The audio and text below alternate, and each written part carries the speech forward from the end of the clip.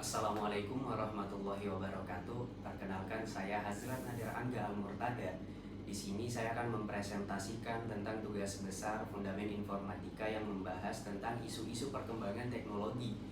Di sini saya akan memfokuskan pada materi transhumanism, yang dimana transhumanism ini sendiri pertama kali digagaskan pada tahun 1963 oleh René Descartes. Tanpa berlama-lama lagi, mari kita simak salah satu klip video yang membahas tentang transhumanism.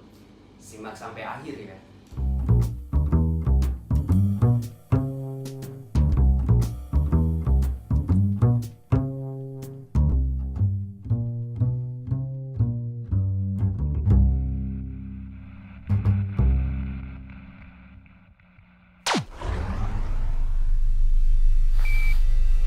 What is human? Well, we humans are biological organisms. We are specific products of this specific biosphere. We are fragile, vulnerable, mortal, finite beings. And because of all this, we have a whole lot of what we call survival emotions. Fear, love, territoriality, competitiveness, aggressiveness, jealousy.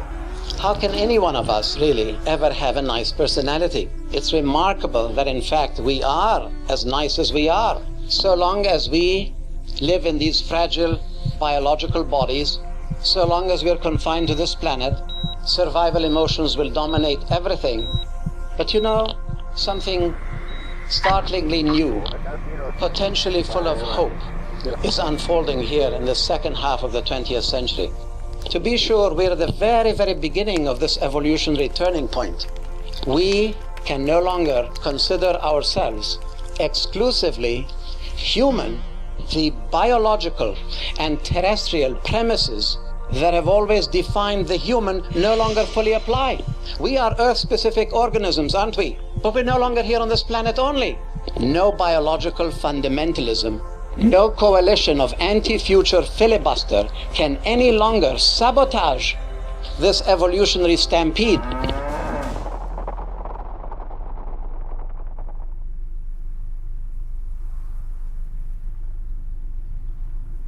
TV picture. Field of view now. Okay, ready for me to come out? All set. Okay, I'm on the top step. It's a very simple matter to hop down from one step to the next. You've got 3 more steps and then a long one. Okay, I'm gonna leave that 1 foot up there and beautiful view. Hey, that something? Magnificent sight out here. The shift from animal-human to post-human is accelerating faster and faster and faster. The point is that we are learning to replace organic parts. We may have attempted this 50 years ago or 100 years ago, but never, never as determinedly as we are doing today, where you have millions and millions of people walking with parts other than their original. Why not take this a step farther? Why not begin thinking of creating new bodies, backup bodies?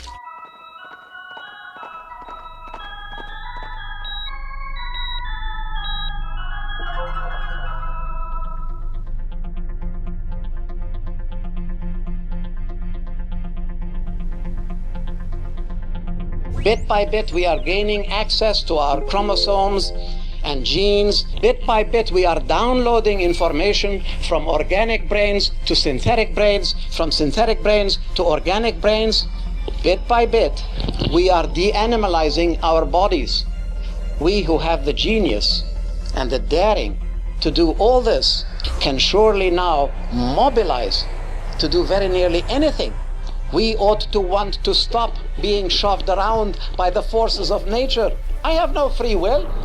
I'm at the mercy of hormones and my genes and biochemistry of my brain and a whole lot of our influences over which I have nothing to say. We can never again be content with human rights, with political equality. We want a hands-on involvement in choreographing our genetic makeup.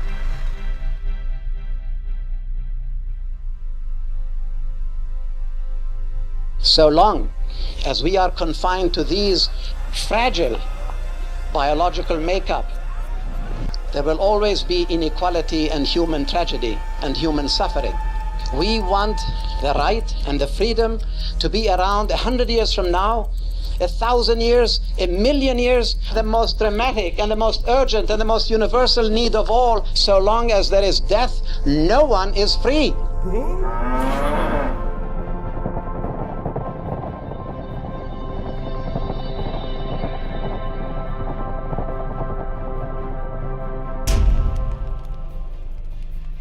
How ready are you?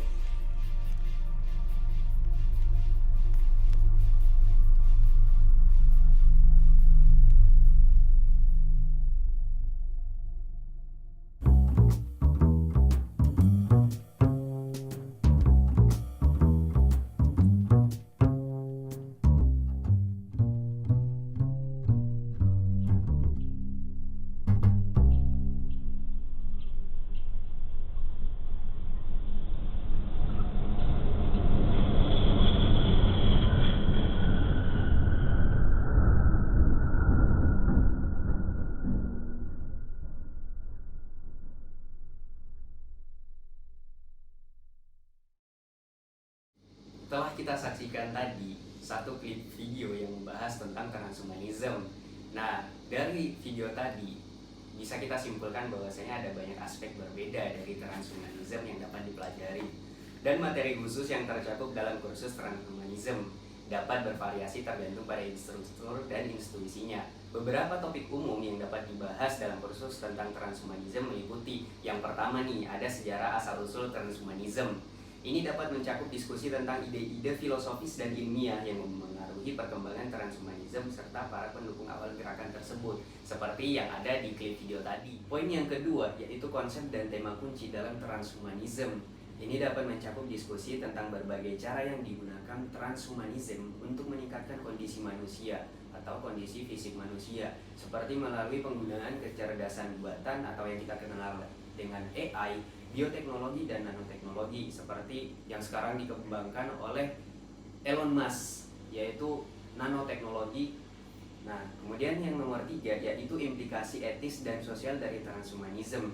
Ini dapat mencakup diskusi tentang manfaat dan kerugian potensial dari penggunaan teknologi untuk meningkatkan kemampuan manusia, serta potensi risiko dan konsekuensi yang tidak diinginkan dari upaya tersebut.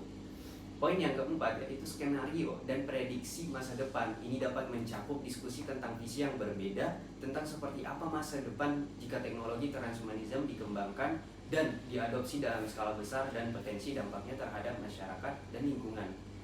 Nah, yang terakhir yaitu tentang nomor 5, kritik dan sudut pandang alternatif. Ini dapat mencakup diskusi tentang kritik dan keberatan yang diajukan terhadap transhumanism, serta sudut pandang alternatif yang menantang asumsi dan tujuan gerakan transhumanism. Dapat disimpulkan bahwa poin 4 dan poin 5 adalah tentang etika-etika dalam berteknologi. Sekian dari saya, pamit undur diri. Wassalamualaikum warahmatullahi wabarakatuh.